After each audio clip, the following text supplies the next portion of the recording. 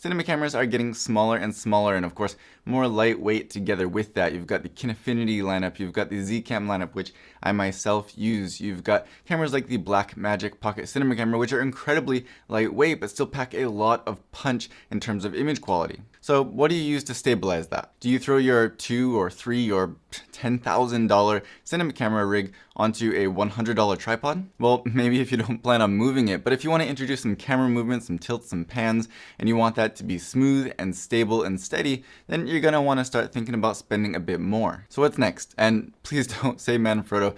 I hate Manfrotto tripods. They're overpriced for what they have to offer, they're oversized and awkward most of the time, and I've literally never bought anything from Manfrotto that hasn't eventually broken. Okay, that's a lie. Their actual tripod plates are nice at least. Anyway, above that price, the well-known brands on the market are of course going to work great. There's no question about that, but they're gonna cost you. I mean, my Sachtler,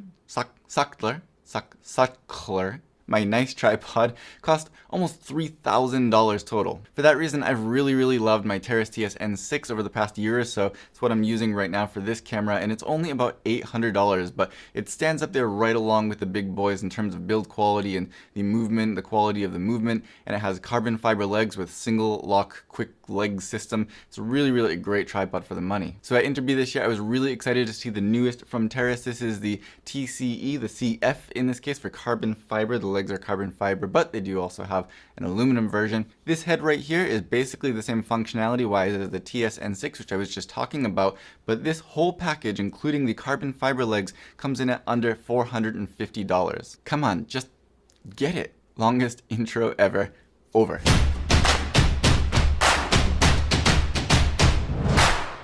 Hey, I'm Scott and welcome to the channel. If it's your first time here, please do consider subscribing. We do all kinds of unboxing, test reviews, tutorials, anything photo and video related. And if you do like the content today, please consider hitting the little bell icon when you subscribe to make sure you get notifications of new content in the future. So obviously today we're going to do a quick little review for this tripod right here, the Teris TCE.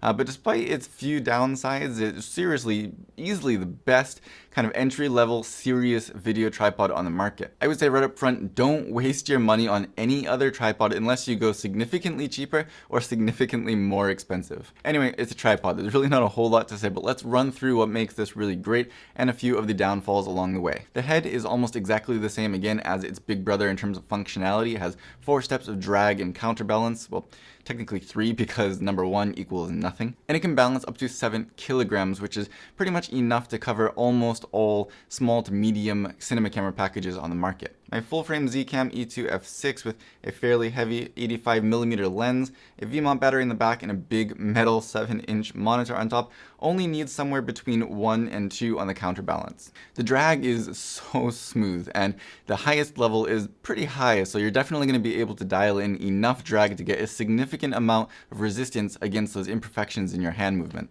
On the pan axis, there is a very slight amount of backlash when you bring it to a full stop, but there's more to it, so let's take a look at that. That means that when you look at the footage, you can see it kind of bounce back very slightly, especially at longer focal lengths. It's not much more though than something like the very expensive FSP8, which of course is virtually non-existent at that price. And with the Teris, if you hold your hand on the pan bar even just a split second longer at the end of that pan, it really cancels out all of that backlash. So as long as you're just a little bit careful with your technique, you don't have to worry about that at all. For me, it's really not a problem when I look at my wallet and I say, hey, I just saved $2,500. It's also something that's totally present in other tripod heads in this price range, like this Manfrotto N8, for example, which is freaking huge, and it's really got this annoying quick release system. Just don't buy Manfrotto stuff. The drop-in plate system is awesome. I loved this feature on the FSP8. It's one of my favorite features about it. It's just so much quicker and less awkward than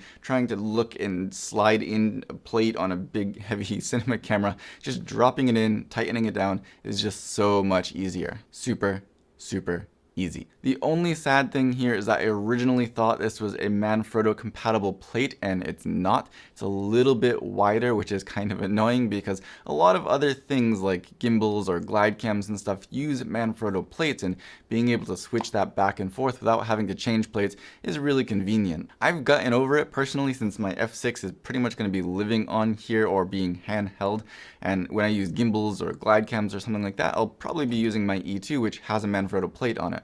If that cross compatibility is an issue for you though, you could always just get something like this little flat Manfrotto plate that I got from Small Rig, and then you could put the Teris plate right onto the bottom of this, and then when you wanted to take the camera off quickly, you can just use that quick drop-in release that I talked about and just take this whole thing off, including this, which doesn't add much to your rig.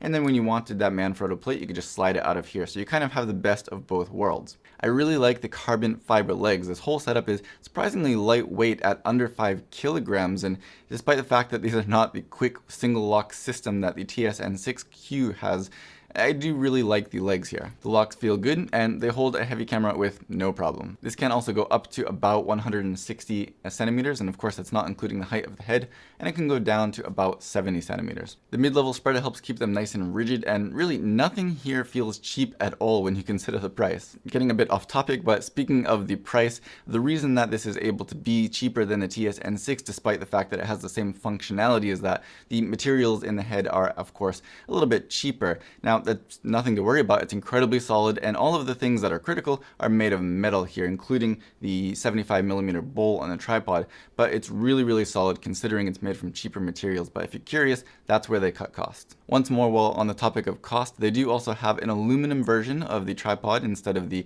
carbon fiber legs, and that whole package comes in at under $400. There do seem to be, from the pictures, at least some small design differences in the aluminum version, so if you do decide to go that route, just make sure you check before you make your purchase. Finally, there's the carrying bag, and it's just a simple bag, but I do like it more than the bag for the TSN6 actually, which was a little bit tight of a fit. You know, the bag for this is just very simple, but it fits well, and it's nice that it does come with a carry case. I feel like, as usual, I rambled a bit more than I intended to here, so if you're still watching, damn, good for you. But the bottom line is, this is the tripod you should be getting if you're looking for something that's legit but doesn't break the bank and you use small to medium-sized camera rigs. That's it.